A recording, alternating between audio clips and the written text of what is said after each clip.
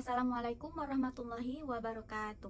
Perkenalkan, nama saya Mela Puspita dengan NIM 856679337, mahasiswa pendidikan anak usia dini di Universitas Terbuka Muara Bungo. Filsafat ilmu memiliki peran penting dalam menjaga arah, dasar, dan kualitas ilmu pendidikan.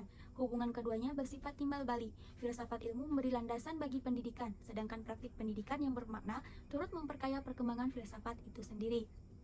Pertanyaan yang pertama, bagaimana filsafat ilmu mengawasi dan memperkuat eksistensi, keilmiahan, serta ilmu dalam ilmu pendidikan, serta nilai dalam ilmu pendidikan? Poin pertama, mengawasi eksistensi ilmu pendidikan.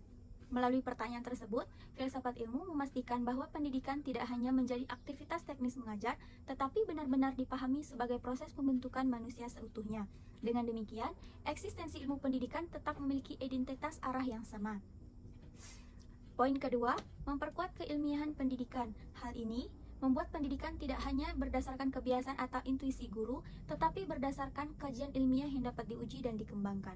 Poin ketiga, menjaga nilai-nilai dalam pendidikan. Karena itu, filsafat ilmu menjaga agar pendidikan tetap berorientasi pada nilai kemanusiaan, tanggung jawab moral, budaya, dan sosial. Pertanyaan kedua, bagaimana pendidikan yang bermakna dan bernilai memperkuat perkembangan filsafat ilmu? Pendidikan yang baik melahirkan pengalaman, pemikiran kritis, dan refleksi guru yang kemudian menjadi bahan pengembangan filsafat ilmu. Artinya, praktik pendidikan yang nyata menjadi laboratorium kehidupan bagi perkembangan filsafat ilmu. Semakin kompleks persoalan pendidikan, semakin berkembang pula refleksi filsafat ilmu. Pertanyaan ketiga, mengapa filsafat ilmu disebut pisau analisis dalam pendidikan?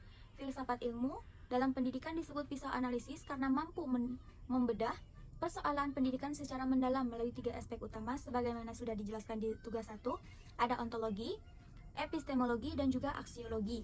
Pertanyaan keempat, bagaimana contoh konkret penerapan filsafat ilmu dalam praktik pendidikan?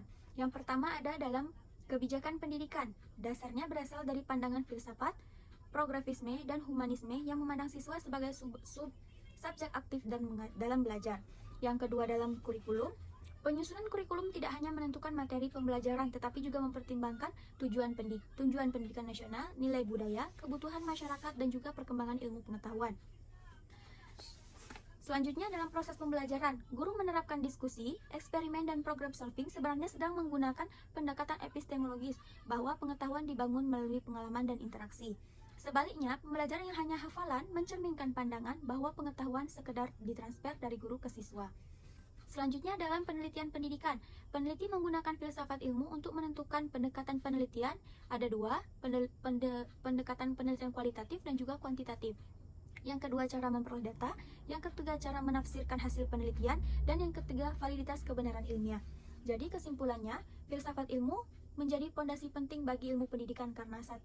Menjaga hakikat dan arah pendidikan, 2. Memperkuat keilmiahan pendidikan, 3. Mengontrol etika dan nilai pendidikan, yang keempat menjadi alat analisis terhadap berbagai persoalan pendidikan melalui ontologi, epistemologi, dan aksiologi.